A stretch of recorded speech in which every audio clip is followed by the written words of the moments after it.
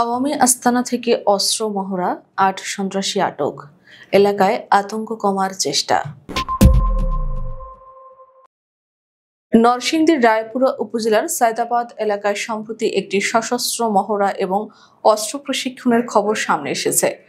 স্থানীয় সূত্র জানা গেছে, কিছু পলাতক আওয়ামী নেতা এবং তাদের সমর্থকরা দেশকে অস্থিতিশীল করার লক্ষ্যে রাতের অন্ধকারে অস্ত্র চালানোর প্রশিক্ষণ নিচ্ছিল। অভিযোগ আছে, এই প্রশিক্ষণ ও মহড়া চলছিল রাজনৈতিক পরিচয়ের আড়ালে। স্থানীয়রা বলছেন, এসব মহড়া সাধারণ মানুষকে ভীত করেছে। শিশু থেকে বৃদ্ধ, নারী, পুরুষ সকলেই আতঙ্কে দিন কাটাচ্ছিল। এলাকায় কখনো কখনো বন্দুকের গুলির আওয়াজ শোনা যেত এবং অস্ত্র মহড়া ও সশস্ত্র মহড়ার কারণে মানুষ রাতের অন্ধকারে বাড়ি থেকে বের হতে ভয় পেত। এর আগে গত ৬ আগস্ট বিষয়টি নিয়ে একটি অনুসন্ধানী প্রতিবেদন প্রকাশিত হয়েছিল। তখন পুলিশ এটিকে ভুয়া দাবি জানিয়েছিল, কিন্তু ৩ মাস পরে প্রশাসন তদন্ত শুরু করে।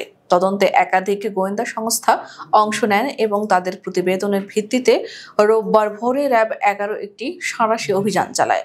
অভিযান চলাকালীন সময়ে সন্ত্রাসীরা র্যাব সদস্যদের লক্ষ্য করে গুলি চালানোর চেষ্টা করে। অভিযানে অন্তত ৮ জনকে আটক করা হয় এবং ১১টি অস্ত্র উদ্ধার করা হয়।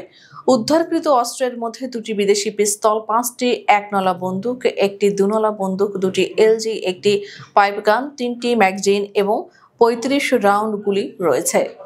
গ্রেপ্তারদের মধ্যে রয়েছেন ডালিম মিয়ার ছেলে শফিক মিয়া, মৃত হাজী শামসুল মিয়ার ছেলে মোস্তফা, দুলাল মিয়ার ছেলে জাহিদ হাসান, মৃত মহাজুদ্দিনের ছেলে আয়নাল, জাকির হোসেনের ছেলে মহিউদ্দিন হৃদয়, মৃত আলী হোসেনের ছেলে বাচ্চু মিয়া, মৃত আব্দুস সামাদ মিয়ার ছেলে কালু মিয়া এবং মৃত খলিল রহমানের ছেলে বাসেদ।